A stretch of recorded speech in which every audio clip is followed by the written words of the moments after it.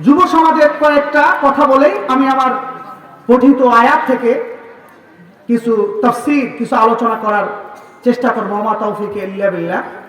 যুব সমাজ ধ্বংসের কিছু কারণ আছে। যুব সমাজ ধ্বংসের কিছু কি আছে? কারণ আছে। আমি মনে করি আপনাদের এলাকার যুব সমাজদের ভিতর এই গুণগুলো, ধ্বংসের এই কারণগুলো, ইল্লতগুলো নাই। কিন্তু যদি থেকে থাকে, এগুলো থেকে আমাদেরকে বেঁচে থাকতে হবে। যুব সমাজ ধ্বংসের বর্তমান সময়ে অন্যতম একটা কারণ হচ্ছে মোবাইল। কথা বলেন কি? আরো জোরে বলেন কি? মোবাইলের ভিতর অশ্লীলতার মধ্যে ডুবে থাকা, মোবাইলের ভিতর অনর্থক সময় ব্যয় করা, মোবাইলের ভিতর এরকম ভাবে গুনার যত আসবাব আছে সবগুলোকে এগুলো মোবাইলের ভিতর জমা রাখা, মোবাইল দিয়ে এই গুনার কাজের মধ্যে নিজের জীবনের মূল্যবান সময় নষ্ট করা। এর মাধ্যমে অন্যান্য মানুষরা তো ধ্বংস হচ্ছে, কিন্তু এখানে পাল্লা দিয়ে বেশি ধ্বংস হচ্ছে যুব সমাজ। কথা বলে ঠিক নেবে ঠিক? আজকে বিভিন্ন জায়গায়, বিভিন্ন অঞ্চলে একটা বারবার একটা কথা চলে আসতেছে যে মোবাইলের ভিতর জুয়া খেলা, ক্যাসিনো খেলা। শোনা যায় কিনা? আরো জোরে বলেন, শোনা যায় কিনা? তো মোবাইলের ভিতরে ক্যাসিনো খেলে কত যুবক যে কত পরিবারকে নিঃস্ব বানিয়েছে, কত পরিবারকে যে ধ্বংস করেছে, তার কোনো শেষ নাই। আপনাদের এলাকা আসেনি? আরো জোরে বলেন আছে? এই যে মোবাইলটা হাতে আসার পর মোবাইলের ভেতর এমন কিছু অ্যাড, এমন কিছু এরকম ভাবে অ্যাডভার্টাইজ আসে, এমন কিছু অ্যাড আসে, কিছু অ্যাপের এরকম ভাবে কি আসে, সিগন্যাল আসে, ওটা দেখে যুবক মনে করে যে মনে হয় এখানে ঢুকলেই টাকা পাওয়া যাবে। প্রথমে কিছু দেয়, এরপরে শুধুই নেয়, নিতে নিতে নিতে নিতে শেষ পর্যন্ত ওই যুবককে এবং যুবকের পরিবারকে নিঃস্ব বানিয়ে ছাড়ে। কথা বলেন ঠিক না? ঠিক। এই জন্য যুব সমাজ অনুরোধ করব, আপনারা এরকম ভাবে এ জাতীয় জুয়ার মধ্যে, ক্যাসিনোর মধ্যে লিপ্ত হবেন না। যদি হন তাহলে আপনি নিজেও ধ্বংস হবেন, আপনার পরিবারকেও ধ্বংস করবেন। যুব সমাজ ধ্বংসের আরেকটা কারণ হচ্ছে মাদক, নেশা। কথা বলেন কি? নেশা। এই মাদকের কারণে, নেশার কারণে ইয়াবা, গাঞ্জা, তারপর বিভিন্ন এরকম ভাবে নেশা দ্রব্য এগুলো সেবন করার মাধ্যমে যুব সমাজ আজকে ধ্বংসের দিকে দৌড়াচ্ছে। কথা বলে ঠিক নেবে ঠিক? মদ এবং জুয়া এই দুইটাকে আল্লাহ পাক রব্বুল আমিন বলছেন রিজসুন মিন আমালিশ শাইতান, এটা গর্হিত কাজ, এটা নাপাক কাজ, এটা শয়তানের কাজ, এটা কোনোদিন মুমিন মুসলমান এই জাতীয় কাজের মধ্যে লিপ্ত হতে পারে না। এজন্য যুব সমাজ আপনাদের এলাকায় মনে হয় নাই, তারপর অনুরোধ করব, যদি মাদকের নেশা থেকে থাকে আল্লাহর ওয়াস্তে এটা বাদ দিয়ে দেন।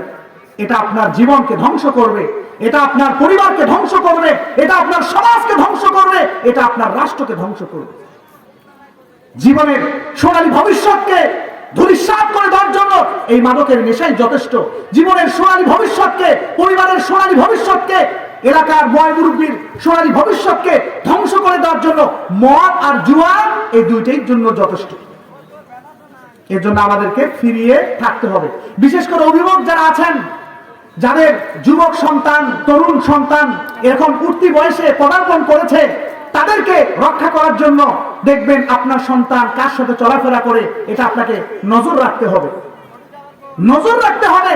যদি আপনার সন্তান গাঁজারুর সাথে ঘোরাফেরা করে, ইয়াবাখোরের সাথে ঘোরাফেরা করে, তারপর বিভিন্ন নেশাখোর ছেলেমেয়ের সাথে যদি উঠা বসা করে, তো দেখবেন আপনার সন্তান অটোমেটিকলি, আপনার ওই যুবক সন্তান, তরুণ সন্তান অটোমেটিকলি ওই নেশার জগতের সাথে জড়িয়ে পড়বে। কথা বলে ঠিক না ঠিক? এজন্য সতর্ক থাকতে হবে। আলহামদুলিল্লাহ, আপনাদের এলাকার যুব সমাজ কে ধন্যবাদ জানাই, মোবারকবাদ জানাই যে তারা তাফসীরুল কোরআনের আয়োজন করছে। এর মাধ্যমে কোরআনের মাহফিল হবে, কোরআন থেকে আলোচনা করা হবে, কোরআনের নূরগুলো এরকম ভাবে মানুষেরা সেখান থেকে গ্রহণ করবে, এই একটা ব্যবস্থা করছে। এই জন্য এই এলাকার যুবকদেরকে ধন্যবাদ দেওয়া দরকার। কথা বলেন ঠিক নেবে ঠিক? যারা এটা আয়োজন করছে করছে তাদেরকে ধন্যবাদ দেওয়া দরকার কিনা? ধন্যবাদ দেওয়া দরকার, তাদেরকে তাদের কৃতজ্ঞতা প্রকাশ করা দরকার। তারা যে এরকম আয়োজন করছে তাদেরকে উৎসাহ দেওয়া দরকার, যাতে করে আরো ভবিষ্যতে এর থেকে আরো বড় প্রোগ্রাম করে তারা আয়োজন করতে পারে। কথা বলে ঠিক নেবে ঠিক? যদি আপনি তাদের বিরুদ্ধে, তাদেরকে সাহায্য সহযোগিতা করার বিরুদ্ধে, মানে সাহায্য সহযোগিতা করার পরিবর্তে তাদের বিরুদ্ধে আপনি অবস্থান নেন, তাদের এই কোরআনের হালকা, কোরআনের মজলিস, কোরআনের তাফসীরের আয়োজন করবে, এর বিপক্ষে যদি আপনি অবস্থান নেন, রব্বে কারীমের নামে শপথ করে বলি, রব্বে কারীমের নামে কসম করে বলি, আপনি আল্লাহর দুশমন যারা আছে তাদের সঙ্গে আপনার হাসর হবে। সকলে চিৎকার দিয়ে বলেন ঠিক না ঠিক? আল্লাহ রাসূল এবং তার সাহাবায়ে কেরাম রিদওয়ানুল্লাহি তাআলা আজমাইনদের সঙ্গে যদি আপনার হাসর আপনি বাড়াতে চান, আপনার হাসর আপনি হোক এটা চান, তাহলে কোরআনের হালকা যেখানেই হোক, যেই ব্যবস্থাপনা করুক না কেন, তার সঙ্গে গিয়ে সাহায্য সহযোগিতা করতে হবে। অর্থ দিয়ে, সময় দিয়ে, এরকম ভাবে বুদ্ধি দিয়ে, যেভাবে হোক সাহায্য সহযোগিতা করতে হবে। অন্তত সাহায্য সহযোগিতা করতে না পারলেও বিরোধিতা করা যাবে। আরো জোরে বলেন, বিরোধিতা করা যাবে। যাই হোক, মুআজ্জাজ হাজিরিন, আমি আপনাদের সম্মুখে পবিত্র কোরআন কারীমের সূরা নাজিয়াতের থেকে কয়েকটা আয়াতে কারিমা তেলাওয়াত করেছি। এই আয়াতে কারিমার মধ্যে আল্লাহ পাক রব্বুল আলামিন আমাদের ঠিকানা জানিয়েছেন। কথা বলেন, কি জানিয়েছেন? ঠিকানা। আমাদের ঠিকানা জান্নাত নাকি জাহান্নাম, আল্লাহ পাক রব্বুল আলামিন এখানে আমাদেরকে স্পষ্টভাবে জানিয়েছেন। আজকের এই ওয়াজ শোনার পর, আমার এই আলোচনার পর আপনি নিজেই বলতে পারবেন আপনার ঠিকানা কই। আপনার ঠিকানা কি জান্নাতে হবে নাকি জাহান্নামে হবে? এই আয়াতের আলোকে, এই আয়াতের বক্তব্যের আলোকে, তাফসীরের আলোকে, আলোচনার আলোকে আপনি স্পষ্ট বুঝতে করে নেই।